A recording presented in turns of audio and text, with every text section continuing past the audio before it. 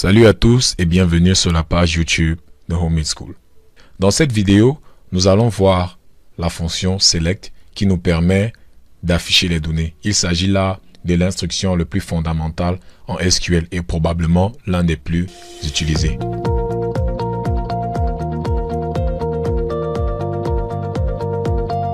Dans la vidéo précédente, nous avons créé cette table utilisateur où nous avons caractérisé un utilisateur par son mot de passe, son nom, son prénom et son âge.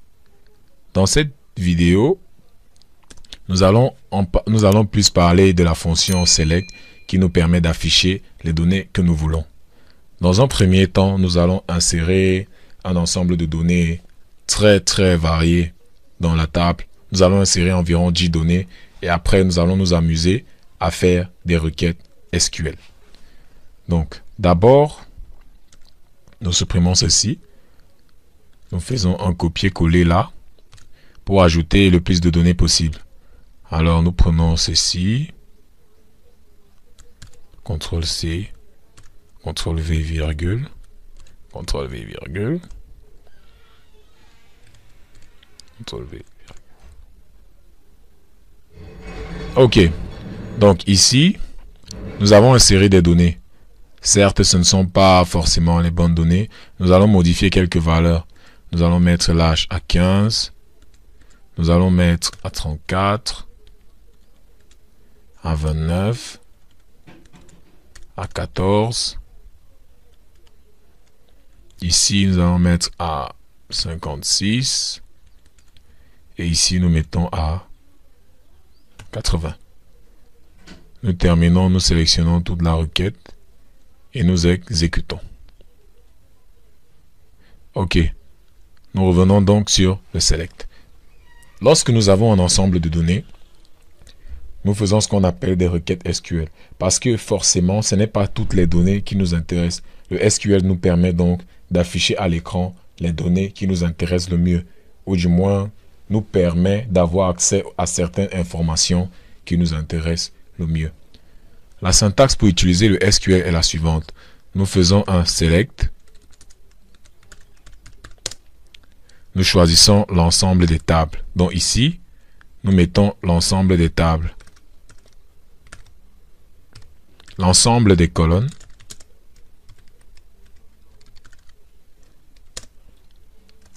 From. On choisit les tables.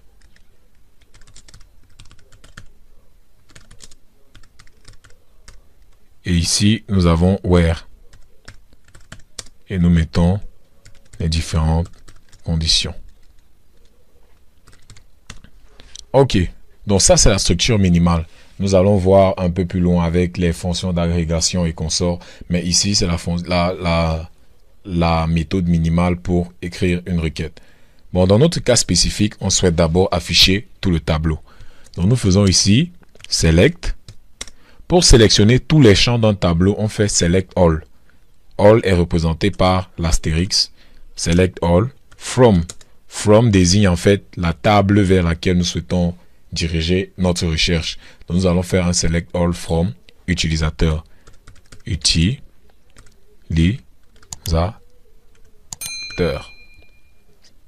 Lorsqu'on sélectionne, on exécute.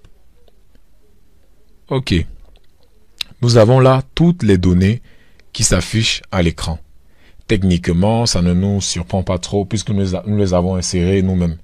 Bon, maintenant, nous allons voir quelques petits trucs.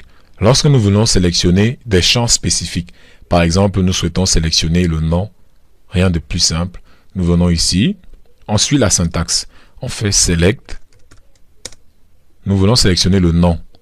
Nom, from, utilisateur. Il nous suffit de sélectionner et d'exécuter.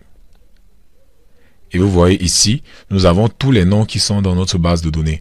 Nous avons par exemple SDD, bon, n'importe quoi, Abega, Elundu, Ateba, Elundu, Abega. Bon, c'est vrai, nous avons répété les données, mais c'était juste pour l'exemple. Lorsque nous voulons sélectionner deux champs à la fois, donc pas juste un individuellement, parce qu'individuellement, il nous suffit juste de suivre la requête. Mais si nous mettons une colonne qui n'existe pas dans la table, par exemple select no way from utilisateur, et que nous exécutons, nous aurons cette réponse. Alors on nous dit que la table ici n'existe pas. Peut-être que vous faites référence à la colonne utilisateur.nom. Donc il vous dit qu'en fait vous avez fait l'erreur. La colonne n'existe pas. Et il vous suggère en fait de changer. Donc lorsque nous voulons faire une multiple sélection, nous faisons un select all. Non, nous faisons un select. Nous choisissons les champs qui nous intéressent.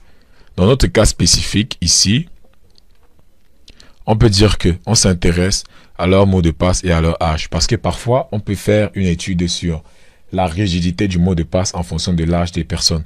Donc on dit quoi? On va sélectionner mot de passe, virgule, âge. From, on choisit la table qui nous intéresse. La table qui nous intéresse, c'est utilisateur. Utilisateur. On sélectionne. On exécute.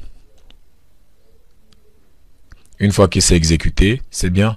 On peut donc dire qu'on va faire une étude, c'est-à-dire lorsque quelqu'un est plus jeune, son mot de passe est plus résistant. Mais plus il est vieux, plus il a un mot de passe qui a forcément un lien avec son âge ou bien avec sa date de naissance. Parce que lorsqu'il est vieux, il ne veut pas des choses compliquées. C'est un peu ça. Maintenant, nous allons faire des requêtes avec le where. Le where nous donne une condition sur les types de données qu'on va afficher.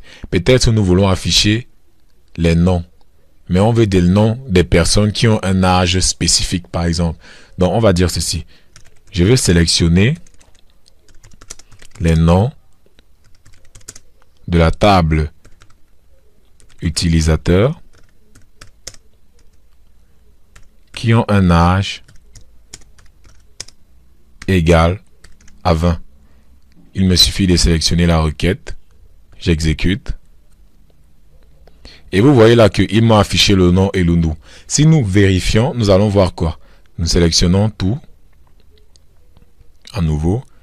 Et nous allons voir que celui qui a 20 ans ici, en fait, il s'agit de Elundu, tel que la requête le préconisait.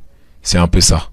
Donc, on peut aussi dire que nous voulons les noms des personnes qui ont un âge supérieur à 20. Il me suffit de sélectionner et d'afficher. Et vous voyez là tous les noms des personnes qui ont un âge supérieur à 20. D'autres types de requêtes, nous pouvons faire des sélections mélangées. Nous pouvons faire des requêtes sur les strings. Par exemple, nous voulons sélectionner des personnes dont le nom commence par la lettre A ou bien par la lettre E. Donc, nous allons faire quoi? Sélectionner le nom de la table utilisateur where où le nom est like. Donc ici, pour dire qu'il commence par une lettre, nous allons mettre la première lettre et après nous allons mettre le pourcentage. Ceci signifie que le nom doit être tel que celui-ci qui commence par A, puis on s'en fout du reste du nom. Et lorsqu'on va faire notre sélection, nous allons voir qu'il n'affiche rien. Puisqu'il n'y a pas de nom qui commence par la lettre A. Si nous faisons ceci, nous sélectionnons. Vous voyez qu'il nous affiche Abega, Ateba, ceci. Donc dans la base de données, il y a une discrimination. Ça veut dire que A majuscule et A minuscule sont traités différemment. C'est un peu ça. Mais nous venons de voir un peu en gros quels sont les types de requêtes qu'on peut exécuter. Il y en a des tas. Vous pouvez consulter la doc, mais ici, c'est un peu comment est-ce que le SQL marche avec PostgreSQL.